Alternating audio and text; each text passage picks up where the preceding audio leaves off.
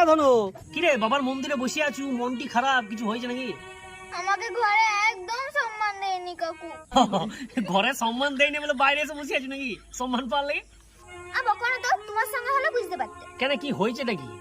আবার দাও, তার থেকে ঘর থেকে পালাবো, বাইরে থাকবো, অনেক সম্মান পাবো। চকলেট বাবা গাদা গাদা।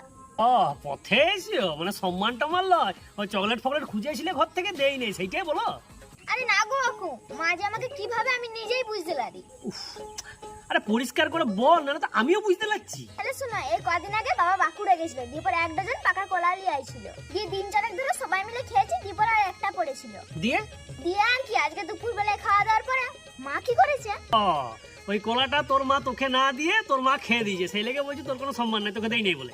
আরে না গো, মা খেলে তো ভালো হতো, আমাকে জিজ্ঞাসা করেছিল যে আমি খাবো কিনা। ও বাবা, তোকে খাওয়ার লেগে জিজ্ঞাসা করেছে, এটা সম্মানের নয়, এটা তোর কাছে অসম্মানের মনে হয়েছে? আরে কলা পাকাটার অবস্থাটা শুনো, পচিয়ে গলে ধসে একাকার হয়ে গেছিল। ওইটা দেখে মা বলছে, এ ধরো তুই এটা খাবি না ফেলে দেবো। তাহলে তুমিই বলো বাপু, ঘরে আমার সম্মান আছে? আহা হা হা, রাগ করিস নালে, চ চ দোকানকে চ, বাজার দিকে চ, তোকে সম্মান কিনে দেবো, চ চ চ চ। আচ্ছা দাও, সম্মান লাগবে না। ফুচকা খাবে? তাহলে চলো। ফুচকা, চ চ চ, ফুচকা খাবো, চ। আচ্ছা চলো চলো। সম্মান লাগবে না তাহলে? না, সম্মান আসবে যাবে, ফুচকাটাই হচ্ছে আসল। এই সাইড চ চ তাহলে, চ চ বাবা।